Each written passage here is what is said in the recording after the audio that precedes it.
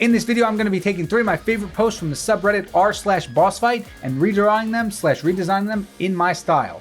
With nothing else to say, let's create some chaos.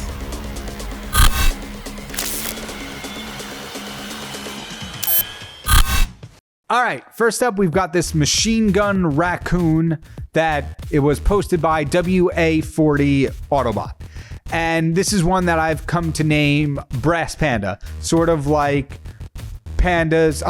raccoons being referred to as trash pandas, and then mixed with like the brass casing that a bullet would be made out of, or that a bullet would have.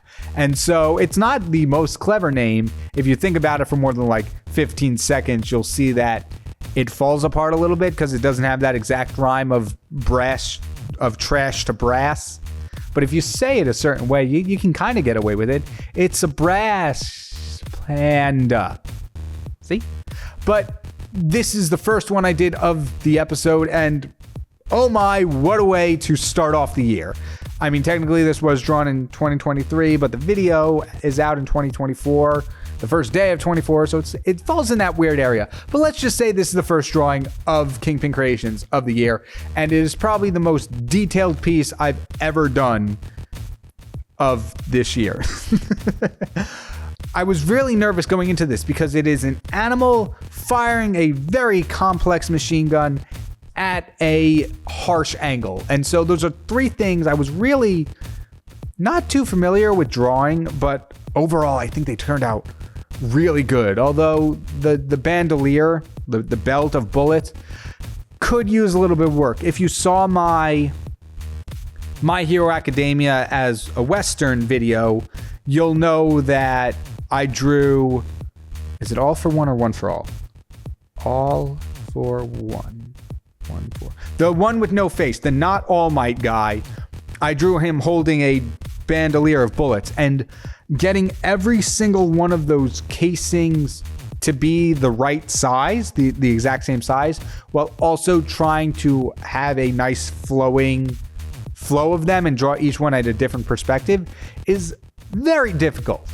I think it passes for what it is for the most part in this picture, but overall, those tiny repetitive details is something I need to get better at. Speaking of tiny details, the fur is something I've noticed I'm getting a lot better at. If you've seen Poppy Playtime Chaos episode and Kaiju Before Christmas from last week, you'll know that those are a lot of different fur rendering on some of those drawings. And as I mentioned in Poppy Playtime, that I was developing my way to getting new fur rendering style in there, a new method of rendering fur. And looking at this one, I can really see it developing. Like I'm getting that painterly style without having to individually draw every strand of fur. The problem with that being is I have no idea what I did to get it to look like that.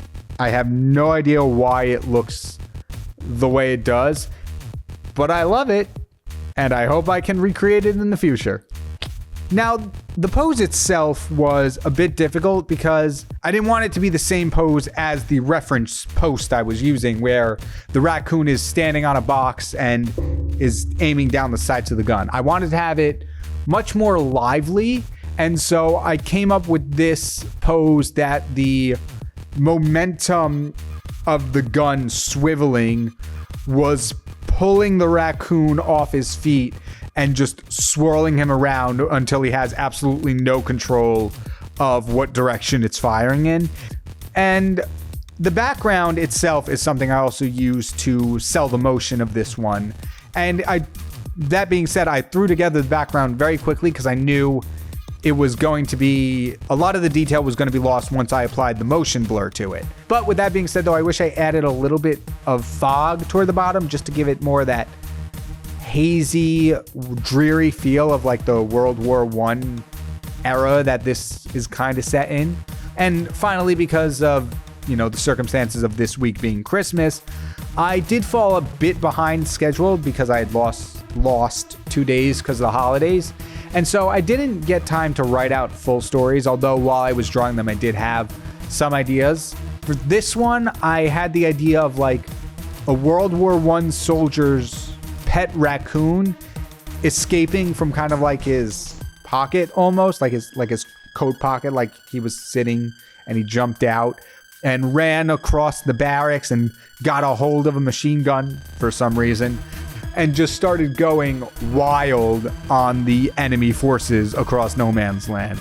And just overall, even the expression, I wasn't really going for like a specific expression. I was just really focused on making sure I got the facial shape of a raccoon correctly. But it wound up working out that he's got that like insane, like kind of look to it. I don't know how else to describe it other than doing the laugh. But everything about this one just made me so excited to get into the next two. But after all that, let's take a look at Brass Panda.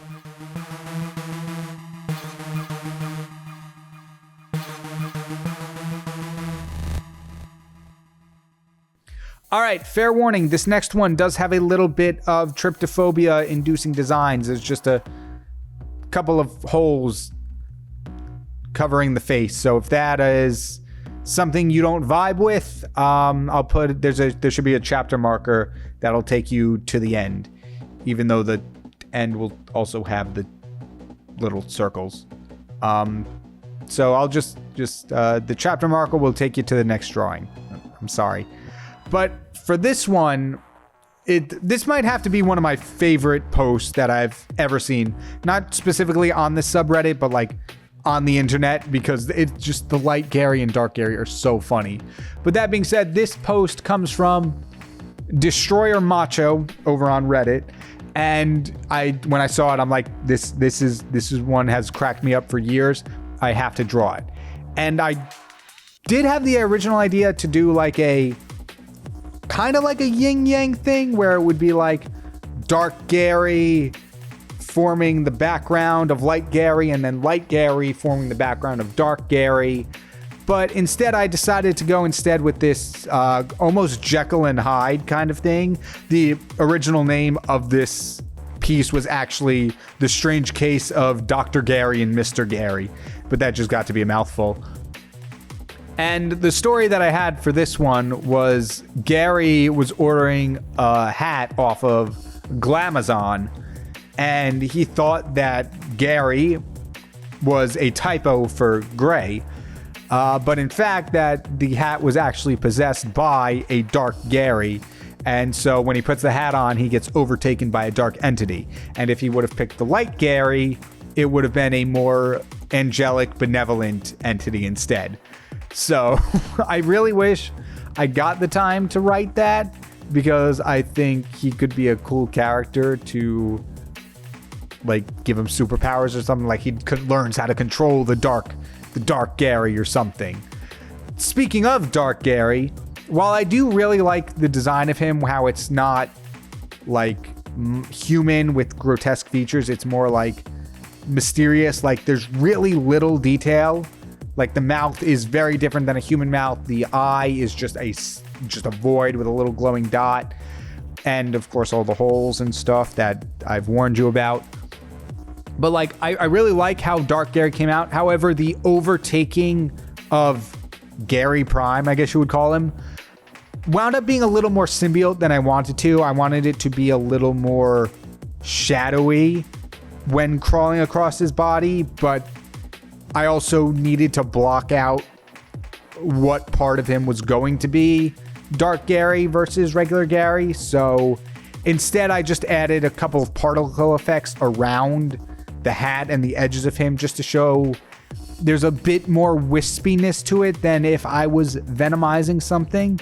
And I'm recording this without watching the time-lapse back, but I wonder if you're at the point where you see that this looks like Mr. Beast. Gary Prime looks like Mr. Beast for some reason. I didn't intend for it to happen. I don't know how it happened. I was using the base. I was using Gary from the original post as a base for the design, and the way I drew him just looks like Mr. Beast.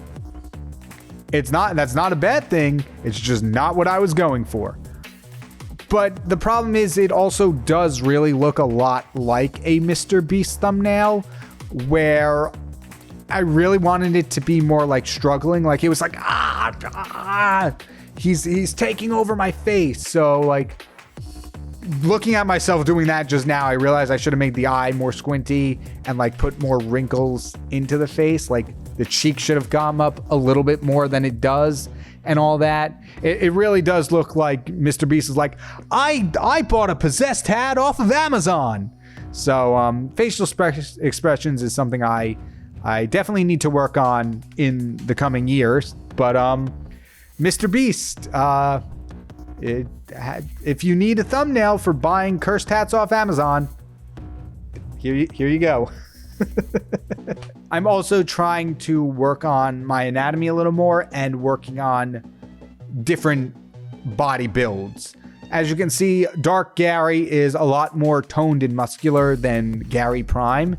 And I've been trying to like get those muscles to be accurate. Because it's one thing where it's like, okay, yeah, just the top and bottom shading, because like a forearm doesn't really have many muscles. But when it's like the bicep and the shoulder and like all those interconnecting parts, I really want to get better at that. And it's looking okay. It's just looking a little too mutant-y. Like more, it's not looking like flesh. It's looking like muscles, almost like the muscles without the skin is what it looks like. And that's not entirely how it looks like overall, but I think it passes for what it does. And let's take a look at the strange case of Gary.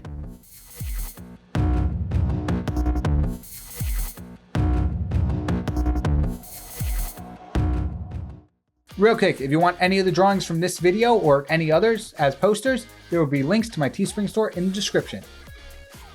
Also, I've set up a Teespring store, so there's a bunch of my art on there now, all available as posters. So if that's something that interests you, I highly recommend you check it out. Link in the description. All right, back to the video. And last but not least, we have the Safety Violator, which was posted by Mega Milk Blast. What a name! The original plan was to have something very similar to Dark Gary, where his like body is arched back and he's holding the big saw like it was in the original post. But then when I was doing a bit of thumbnail sketching, I'm like, what if instead he was riding it? Almost like my original idea was skateboard, but as I was drawing it, I'm like, a one wheel or like a bike would have worked a lot better for a reference.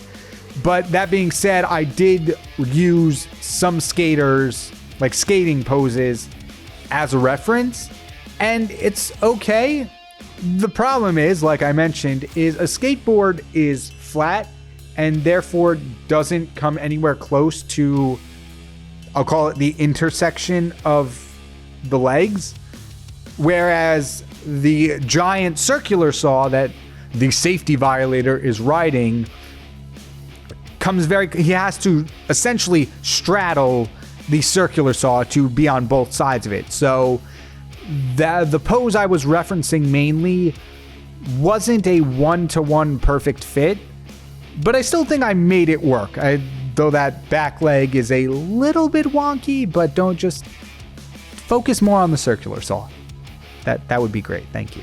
But the problem is, and I've seen this problem air quotes, arise in a couple of my drawings, specifically the Hungarian long arm from Poppy Playtime and Circus Baby from Five Nights at Venom's 2, is when I do something in my sketchbook and then try to recreate that in digital, there's always something that I wind up missing. It's always like the ones on the sketchbook are a lot more exaggerated, and like, for example, like this one, the pose I drew, I'll put a picture up of the sketch, but like the pose is a lot more hunched in together because like the legs are up. Do you enjoy the visual representation I'm giving? But like the legs are up a lot closer to the chest, and I don't think I sold that one in the digital version. I definitely feel like his back leg could be a little higher. unless he's straddling it, then it's in a good position. But the original one where it was supposed to be a skateboard, his leg could have been a lot higher. And I feel like his upper body could be a bit more leaned in. Like he's definitely hunched over. You can get that. But at the same time, I think I could have exaggerated it just a little more. Now, for the story for this one, the idea I had was non-existent. I didn't really have an idea for his story, which kind of works out that I'm just doing design notes, but let's just say he fell into a radioactive saw. I don't know. And the speed lines on this one, because this is another one that has a lot of motion to it, I do like the speed lines a lot more on this one than I do on Brass Panda. They're just a bit more subtle, and I think the reason for that is I did them alongside the line art instead of rendering everything and then doing the speed lines later. And I definitely think, especially toward the bottom, they really sell the circular motion of the saw spinning, because it's really hard to show that something circular is spinning. So I did a lot of wavy lines on the blade itself to just be like, hey, this is moving. And then I also added the smoke effects at the end. And like I did with the Sleepy Kitty mech from Poppy Playtime, really referencing that episode a lot, the smoke effects were so much fun to do, because what I do is I'll take my soft opacity airbrush brush and paint in the base coat, just like not paint it, but like tap it so it's in like circular clusters. And then I'll make some more predominant than the other ones so you can see where what would be more solid smoke rather than like more translucent smoke. And then I'll go in with my usual rendering and shading and just shading in the bottoms and then highlighting the tops. And it looks so good. And finally for this one, the background I made was a reference to something. I'm not going to say what it is. I don't want to give it away. But I feel like it's pretty obscure, but let me know in the comments if you understood the reference that I made for the background. But after that, let's take a look at the Safety Violator.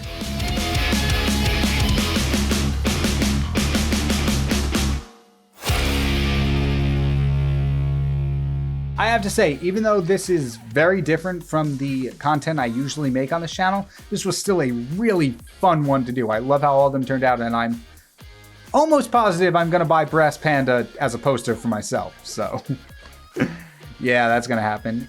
And if you want a second round of this, feel free to hit that like and subscribe button. It lets me and the algorithm know that this is the type of stuff you want to see. And if you want me to draw a specific post from the BossFight subreddit, I don't know how well YouTube does with links in their comments. They usually mark it as spam.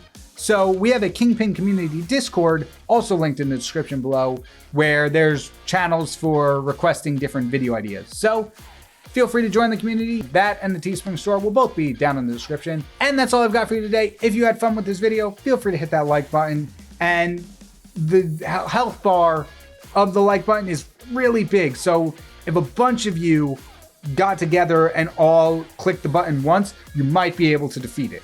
Give it a try. Once again, thank you all so much for watching. My name is KyngPin Creations, and I'll see you in the next video. Happy New Year, everybody.